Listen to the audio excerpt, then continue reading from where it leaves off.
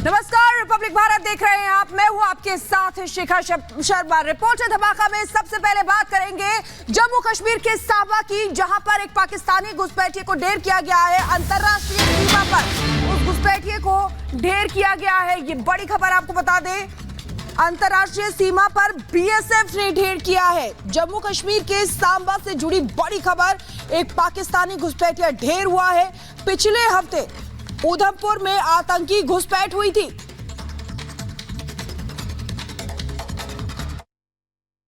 जम्मू कश्मीर के सांबा जिले के रिगाल इलाके में भारतीय बीएसएफ ने पाकिस्तान की एक बड़ी साजिश को नाकाम किया है। एक पाकिस्तानी घुसपैठिया जो भारतीय सरजमीन पर घुसपैठ करने की कोशिश कर रहा था, उसे सुरक्षा बलों ने मार गिराया। आपको बता दें कि कल देर रात तकरीबन 8:30 बजे का ये वाकया है जब पाकिस्तानी घुसपैठिया मारा गया। अब आप देखेंगे पूरे इलाके में चौकसी बढ़ा दी गई है। चंद मीटर यहाँ से अगर इस तरफ सरजीवन आपको दिखा पाएं तो ठीक यहाँ पे ही वो इलाका है जहाँ ये घटना सामने आई है, जब बीएसएफ की तरफ से एक संदिग्ध जो घुसपैठिया था उसे उसकी मूवमेंट नोटिस की गई। उसके बाद उसे पहले चैलेंज किया गया। जब वो नहीं रुका, सरहद के पास तक पहुंचा, तब उसे सुरक्षा बलों की तरफ से मार गिराया गया है। आपको बता दें कि ये घटना ऐसे समय में हुई है जब बसंतगढ़ जो कि उधमपुर जिले में पड़ता है और कठुआ जिले के बनी में लगातार आतंक विरोधी अभियान जारी, और माना जा रहा है कि आतंकी जो है वो अंतर्राष्ट्रीय सीमा से घुसपैठ करके ही यहाँ पर पहुंचे थे, क्योंकि जम्मू पुलिस की तरफ से भी कहा गया है कि घुसपैठ जो है वो ताजा हुई थी। ये नया ग्रुप है आतंकियों का जो घुसपैठ कर आया था,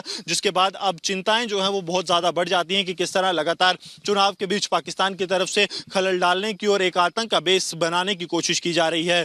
बीएसएफ के तमाम आला अधिकारी चंद मिनटों में यहां पहुंचेंगे। इसके साथ कोशिश ये है कि मारे गए घुसपैठिए के शव को जल्द से जल्द बरामद किया जाए, ताकि उसके पास क्या हथियार मौजूद हैं, किस तरह के आईडी कार्ड्स मौजूद हैं, क्या ये घुसपैठिया है या घुसपैठियों का गाइड है, हर एक चीज की जांच जो है अब सुरक्षा एजेंसियां कर रही हैं।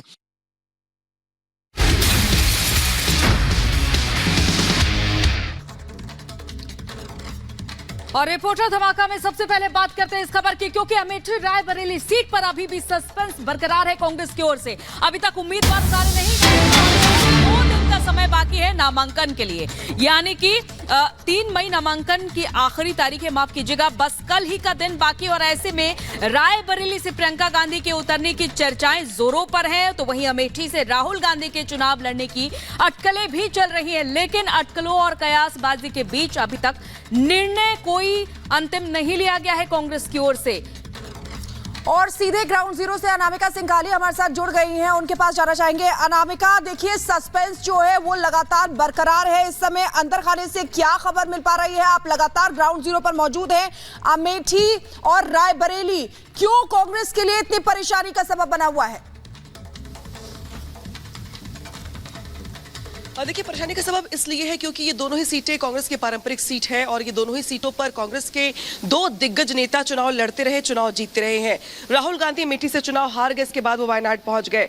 अब इस बार दरअसल दुविधा इस बात को लेकर के कि अगर चुनाव लड़ते हैं, हार जाते हैं तो प्रतिष्ठा दांव पर लग जाएगी, बेइज्जती हो जाएगी, घर वापसी को लेकर तमाम सवाल खड़े हो जाएंगे, गढ़ छूट जाएगा। दूसरा ये कि जब हम प्रियंका गांधी के चुनाव लड़ने की बात करते हैं रायबरेली से, तो रायबरेली सीट सोनिया गांधी की सीट रही है, तो लड़ना और हारना यहाँ पर ये साख को दांव पे लगाने जैसा हो जाएगा। ना लड़ना, बैकफुट पर आ जाना, सीट पर बच करके भाग जाने जैसा हो जाएगा। तो दोनों ही चीजों से कांग्रेस बचती दिखाई दे रही है यहाँ पे, और शायद यही वजह कि 2 कयास लगाए जा रहे हैं। पहला तो ये कि ऐसा हो सकता है कि कांग्रेस की ओर से राहुल और सोनिया गांधी ना उतर करके, प्रियंका गांधी ना उतर करके कोई कांग्रेस का कार्यकर्ता वहां से चुनाव लड़े, या ये भी संभव है कि वहां से कोई चुनाव न लड़े, उस सीट को छोड़ दिया जाए, ताकि बाद में उस सीट को लेकर नई स्ट्रेटेजी बनाई जाए और आने वाले दिनों में या कुछ आने वाले चुनाव में पहले उस सीट को मजबूत करने के बाद कांग्रेस के जो तमाम नेता है बड़े, वो वहां से ताल ठोके। तो ऐसे में अभी तक देखिए 2 दिनों का समय बचा हुआ है। आज का पूरा दिन बचा है, कल पूरा दिन बचा हुआ है। कल हालांकि शाम 5 बजे से पहले नाम तय करने होंगे, वरना इसके बाद कोई मतलब रह नहीं जाएगा, क्योंकि कल जो नामांकन की डेट है वो खत्म हो जाएगी। और कुछ ऐसी स्थिति ब्रजभूषण की सीट पर भी दिखाई दे रही है, गोंडा में भी दिखाई दे रही है, जहां पे प्रत्याशी तय नहीं हो पाया है। तो 3 मई का समय बहुत महत्वपूर्ण हो जाता है उत्तर प्रदेश की कुछ वीवीआईपी सीटों को लेकर के, जहां पे कल समय खत्म हो रहा है, यानी कि इसके पहले नाम तय करने होंगे, बताना होगा चुनाव लड़ना है या नहीं, लड़ना है तो कौन उतरेगा, या अगर नहीं उतरेगा तो स्मृति ईरानी जो बार बार ये कह रही है कि राहुल गांधी भाग गए, राहुल गांधी डर गए, राहुल गांधी ने गढ़ छोड़ दिया अपना, राहुल गांधी अब यहाँ लौट कर नहीं आएंगे, तो ये बहुत सारी बातें कल सच साबित हो जाएंगी। ये तय हो जाएगा, बीजेपी की ओर से साफ हो जाएगा कि वाकई में राहुल गांधी अमेठी से चुनाव लड़ने में डर रहे हैं, भाग खड़े हुए हैं। अब ऐसे में देखना ये होगा कि कल तक कांग्रेस पार्टी इन सीटों को लेकर के स्ट्रेटेजी क्या बनाती है, क्या वाकई में कांग्रेस यहाँ से बैकफुट पर आ जाएगी या वायनाड को और देखते हुए अनामिका, राहुल यहाँ गांधी पर कल प्रतिष्ठा का सवाल उठता है जब इन दोनों ही सीटों की अगर हम बात करें, परंपरागत सीट रही आखिर कांग्रेस की। बहुत बहुत शुक्रिया अनामिका तमाम बातचीत के लिए। तो देखिए, उत्तर प्रदेश की 3 सीटों पर नामांकन की आखिरी तारीख 3 मई है, यानी कि कल है, लेकिन अब तक प्रत्याशियों का पता नहीं है। इनमें से 2 सीटों पर न सिर्फ सबकी नजरें टिकी हुई हैं, बल्कि सवाल उठ रहे हैं कि ये तो परिवार का गढ़ है, फिर क्यों डर लग रहा है। रिपोर्ट आप भी देखिए।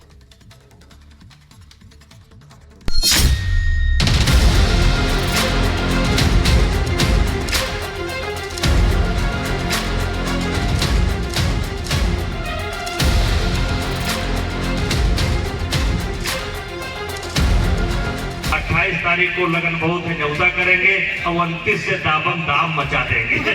जन भावना है कि गांधी परिवार का लड़े और मेरी भी यही भावना है। बैठक पर बैठक, लेकिन फैसला कुछ नहीं और नतीजा अब भी सस्पेंस बरकरार है। बात उन 2 सीटों की जो कांग्रेस का गढ़ रही हैं, लेकिन फिर भी उन्हें उम्मीदवारों को चुनने में डर लग रहा है। अमेठी और रायबरेली, जो दोनों सीटें गांधी परिवार का गढ़ कही जाती हैं, इन्हीं सीटों से कांग्रेस के तमाम दिग्गज जनता के आशीर्वाद से कई बार संसद पहुंचे, लेकिन 24 के चुनावी महासमर में इन दोनों सीटों पर प्रत्याशियों का अब तक पता नहीं है। नामांकन की तारीख आई, प्रत्याशी का पता नहीं, परिवार का गढ़, फिर क्यों लग रहा डर।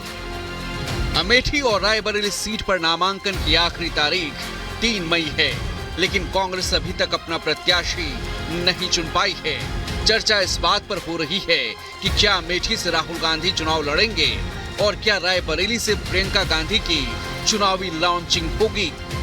नहीं, चुनावी समीकरण, क्योंकि अभी हमारे कैंडिडेचर को लेके कि रायबरेली से कौन लड़ेगा, वहां से लड़ेगा, अभी तक कोई निर्णय नहीं हुआ।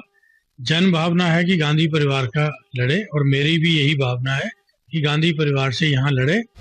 सवाल यह है कि कांग्रेस के दिमाग में अमेठी और रायबरेली को लेकर क्या चल रहा है। क्या राहुल अमेठी से चुनाव लड़ेंगे? क्या प्रियंका गांधी चुनाव लड़ने के लिए तैयार हैं? या फिर कांग्रेस को दोनों सीटों पर हार का डर सता रहा है? 2019 में भारत की राजनीति में इतिहास रचा, जब अमेठी के साधारण कार्यकर्ताओं में कांग्रेस पार्टी के राष्ट्रीय अध्यक्ष थे, उनके गढ़ में अमेठी और रायबरेली के साथ ही कैसरगंज की कहानी और भी दिलचस्प है। यहाँ अभी तक ना तो बीजेपी, ना ही एसपी और ना ही बीएसपी ने अपने प्रत्याशियों का ऐलान किया है।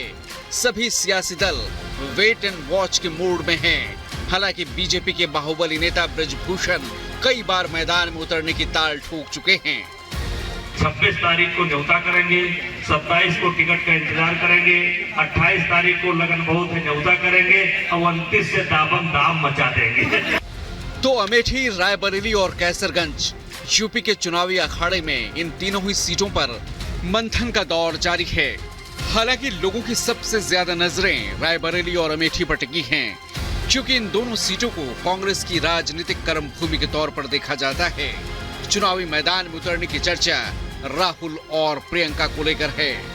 Bureau report, Republic Bharat.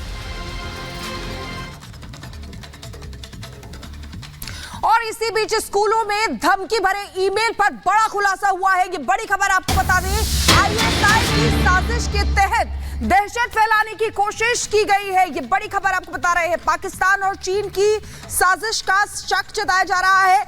Delhi NCR के स्कूलों को जो मेल भेजा गया था उसमें ये खुलासा हुआ है। सूत्रों के हवाले से बता रहे कि आईएसआई के जरिए दहशत फैलाने की कोशिश की गई। स्कूलों को बम से उड़ाने की धमकी दी थी। सुबह 4 बजे से लगभग मेल किए गए थे। सभी स्कूलों को लगभग 50 से ज्यादा स्कूल थे। और इसमें बड़ा खुलासा हुआ है।